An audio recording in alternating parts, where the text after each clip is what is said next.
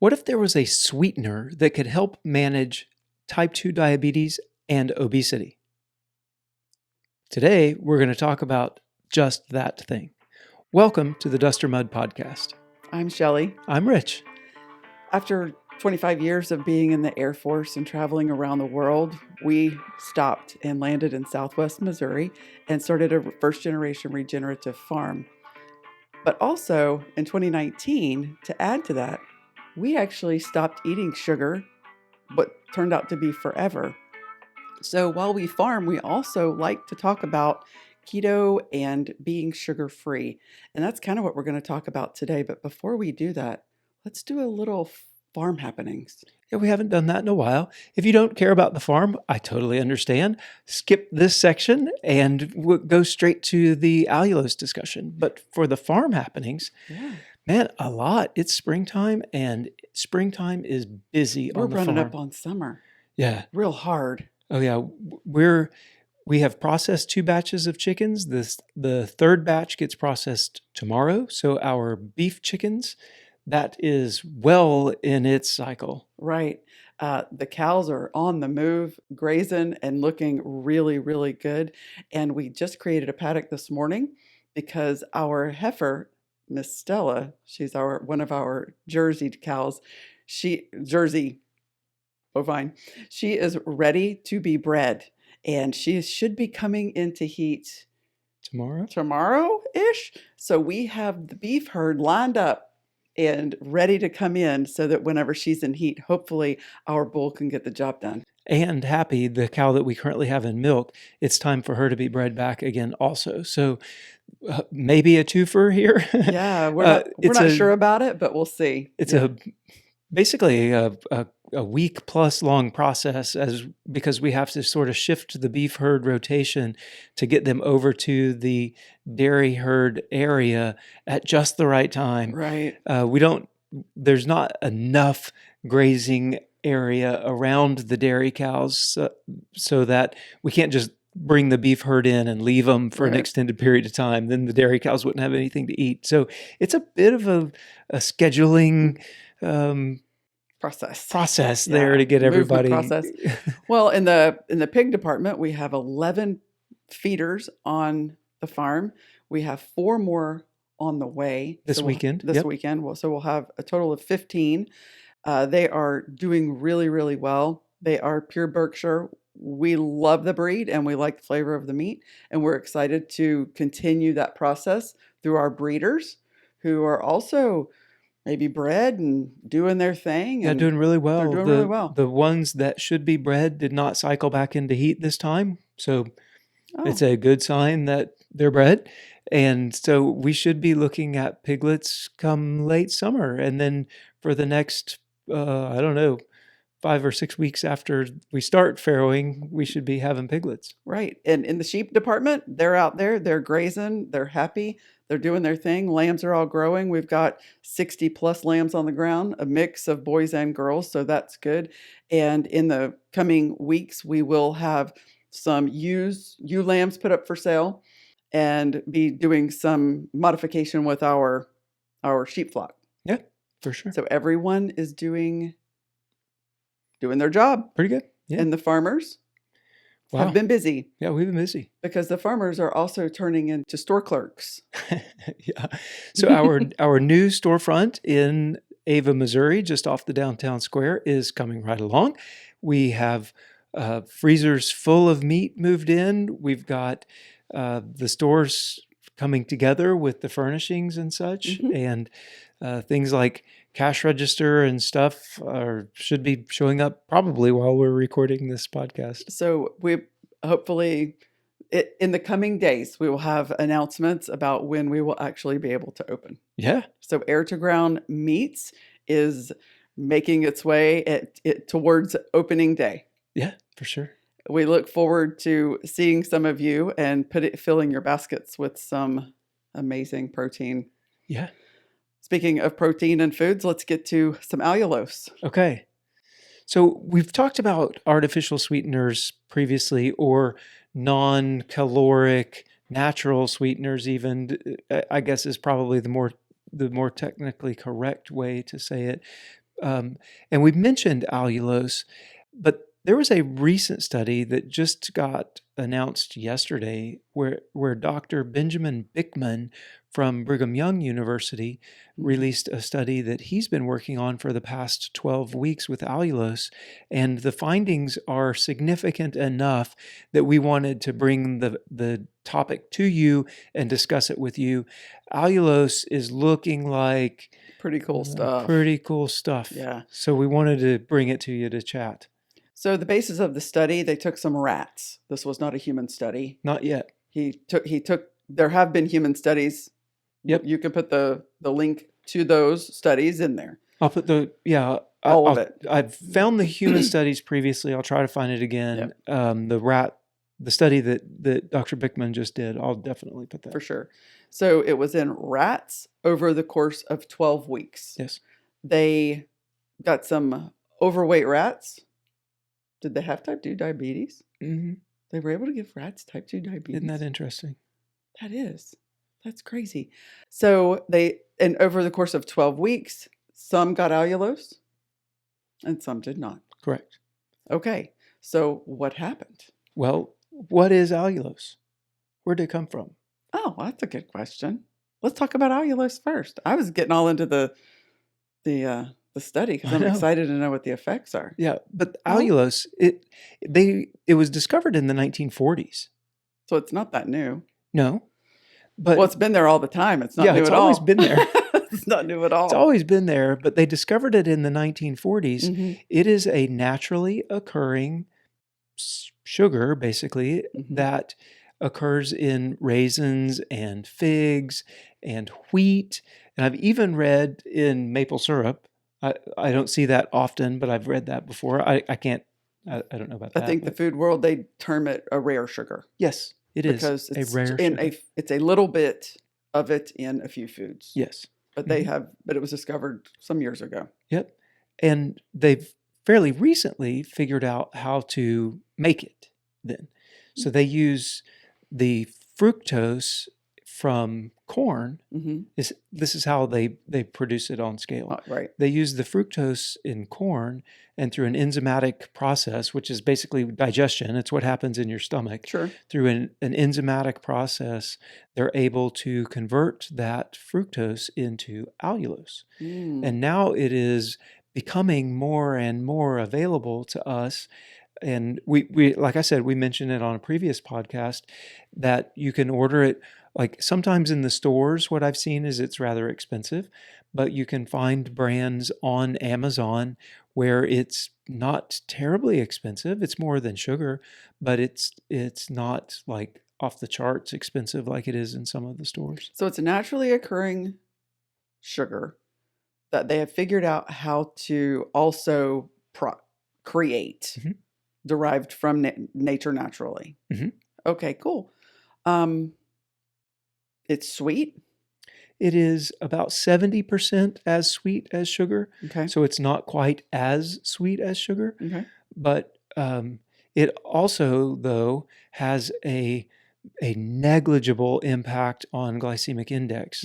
So when people ingest allulose, there is no to very, very little glycemic response. So its glycemic index is right there at the 0 range. So in the neighborhood of stevia, which we really like as far as what it's doing to your blood sugar. Yeah, that's right. Which is basically nothing. Right. So you can eat it as a sweetener and not have a blood sugar response to it. I mean, we have stevia. Why do we need something else? And some people don't like the flavor of stevia, and allulose, because it is a natural sugar, it really tastes more like sugar. So people think of like when the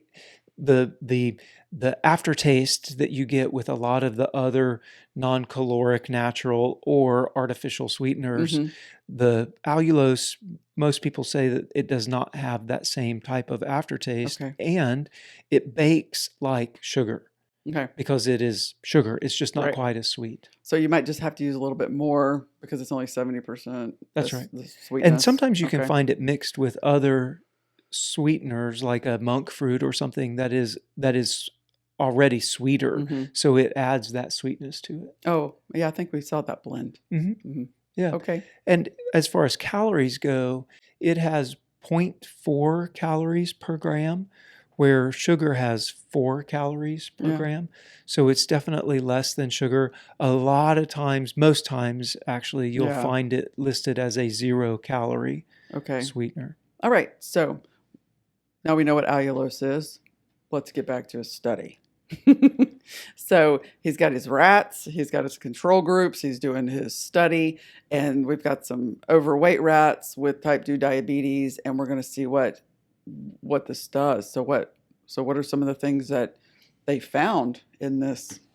I'm actually going to break out my notes on this one because I don't, out your glasses. I don't want to miss anything. So hello. What? Remember, put your glasses on. I can read. No, you can't.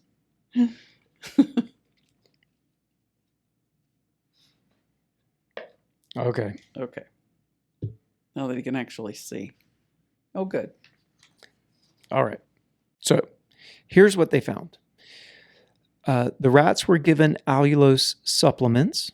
The results were promising. So this seems like crazy, but here goes. Okay. Reduced body weight gain, improved insulin sensitivity, enhanced glucose regulation, lower food consumption, increased GLP-1 levels, which is a hormone that promotes insulin secretion, reduced inflammation, and improved gut health. Huh. Right? Too good to be true. That all sounds way too good to be true. Yeah. It really does. Right. And the human studies that I've mentioned in the past show many of the same things. Yeah, I think it was kind of discovered. It seemed like from the other thing that the other study, and over time, it was something that was sort of kind of happened upon. These people were using this and they were seeing results like, this is kind of weird, right? Wasn't it? Yeah, what they were finding was that when they would eat a meal with allulose, it was specifically the people with diabetes that were watching their blood sugars, their glycemic index really carefully. Yeah. When they would eat a meal that had something with allulose, they were finding their blood sugar was lower at the completion of that meal than when they ate that same meal without allulose.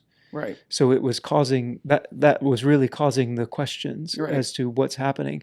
And so some people started using allulose, like I put a teaspoon of allulose in my water or in something and take it as if it were a supplement, basically during a meal. It's crazy. And it affects their blood sugar response to that meal and their insulin sensitivity. Yes. And their appetite. Right. Okay. I mean, those are positive. Like, yeah, let's go. So it's right. It when you just said that we're not doctors, blah blah blah blah blah. But the increased GLP-1, like the sensitivity, it sounds like it's acting like the Ozempic and Wegovy. Yeah. Whenever you said that, I'm like, that sounds like a naturally occurring Ozempic effect. Right. I don't know what what he didn't go into in the study really was what dosage they used with the rats, and if you can even come close to that dosage in humans. So but humans are already seeing some effects. Oh yeah. So, but that's why he's already started the human study. Good. So I would expect if he does I don't know if 12 weeks is long enough, but I would expect in a few months we should be hearing back from Dr. Bikman about what's going on with his human study. So like really, really interesting things that are happening. So the implication is that there is potential that a sweetener could be used to help with obesity and type 2 diabetes. Yeah. Like, because it is improving those things, right? there's potential there Uh-huh. that Yeah. it like by eating something sweet, you could be helping yourself. Okay, so what is the metabolic pathway then? Is it kind of, do you remember? Okay, y'all, do you remember Olestra Yeah, and that I do. stuff that they would fry? It was like, quote, fat-free potato chips, and they would fry them in this Olestra, and it was basically your body did not process it. Mhm. It would just shoot straight through. Oh, yeah. And it did. Mhm. It shot straight on through. Not everybody, but a lot of people. Oh man, whoo-wee. Like, Enough that they had to take it off the market. I yes, they think. did. So much so that they had to take it off the market. So how is this going through your system, and where is it digested? What happens with it? Did they explain any of that in like simple terms? As I understand it, based on the research, it makes its way all the way through your stomach, through your small intestine intact, Mhm. and that's why it doesn't affect your glycemic index. Mhm. So your mouth tastes it as sweet, but your body doesn't actually break it down until it makes its way into the colon, Mm. and it starts a bit of a breakdown in the colon, but it's past absorption time at that point. So it again, according to the research I've done, it basically passes through your body, stomach and small intestine, basically Undetected. intact. Yeah. Yeah. Okay. Yeah. Interesting. Right. This is mind blowing. The fact that it's actually just already out there in nature. Yeah. So there are side effects. I was going to get to that. Like, okay, so it passes through your stomach, your small intestines, gets down into all your where you digest and uptake your nutrients. And I think you said something about fermentation. It's is there any are there any negative effects? Yeah, there are. Some people can't do like a bunch of erythritol because Right. it messes them up. For me, I have a level, and I don't know exactly what that Right. level is because you use different amounts in Right. different foods. Yeah. But for me, I have a level. If I exceed level X, whatever that is, of Mhm. erythritol, I have gastrointestinal discomfort. Right. Right? If I stay under that, I'm just fine. It's as if nothing happened. Mm. If I go over that, Right. and I don't, again, like sometimes if I put too much in my chaffles, it doesn't work out for me. Mhm. If Right. I put just enough in the chaffles, it's just fine. Mhm. Um, Oh, but it works out. but some people find the same thing with Yeah. allulose. Right. It can. Oh, okay. Mm. It's a small percentage of the people as of now, is what the studies are showing. A small percentage of people have gastrointestinal discomfort. Mm. It's often those people that make comments, though. Mm. So it seems like a disproportionate amount of people are having GI discomfort. But like, the people that are going to make comments on threads are typically the ones that are having the issues, not the ones Sure. that aren't having the Right. issues. They don't have anything to say. So there are definitely people that have issues with it, though. Okay, And so I then- think, though, it has to do with the amount. Oh, so I guess it comes with a little bit of a caution on, first of all, it's a new product. In our world, it's a new product. You should take that with ease. Yeah, And the commercially produced aspect of it is definitely new. Mhm. Again, it's a naturally occurring thing that's been around forever. right. But making it and turning it in, converting something else into allulose, selling it whole, it is not legal for human consumption or for sale in Europe. Our Canadian friends let us know what it is happening in Canada right now Yeah, with you got allulose. can you buy it? Do y'all get to have I've it? seen differing opinions on that, so I Right. don't know. But in the U.S., it certainly is legal. It is Mhm. generally regarded as safe,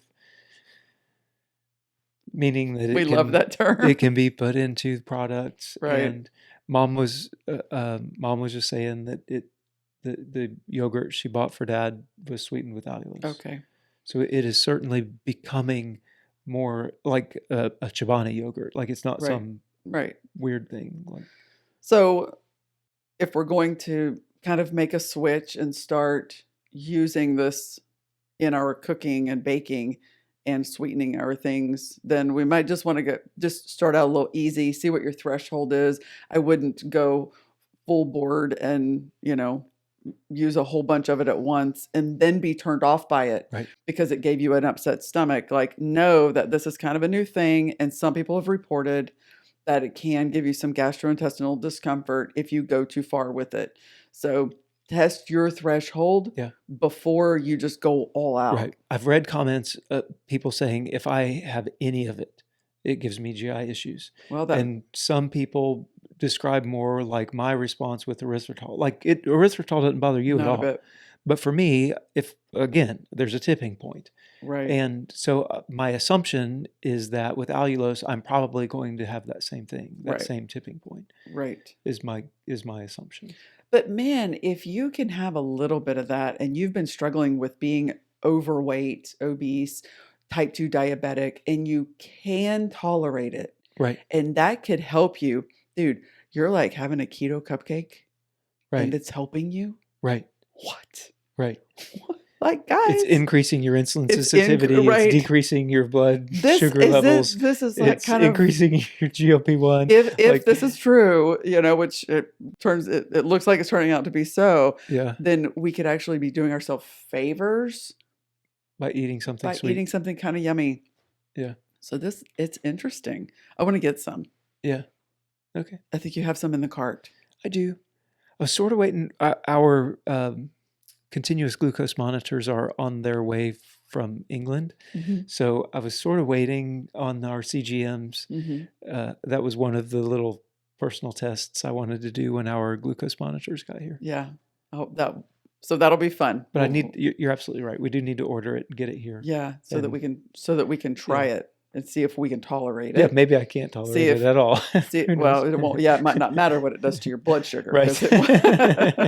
If it puts me on the toilet, then it doesn't matter. No, but it might matter for me. So yeah, sure. Anyway, I think it sounds wonderful. I hope that it is what they're hoping that it is. All of the research is pointing towards it being that way. Good. Yeah.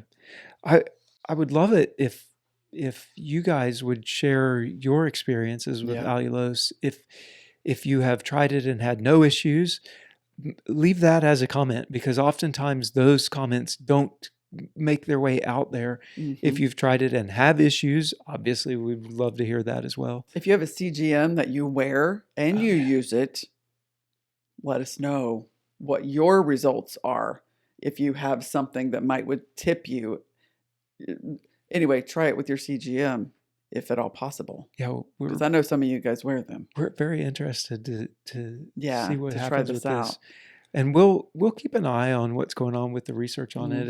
And next thing we hear about it, we'll pop in and let you know. Yeah, for sure. Well, thanks for hanging out with us again today, guys. And until next time, bye, y'all. Bye, y'all.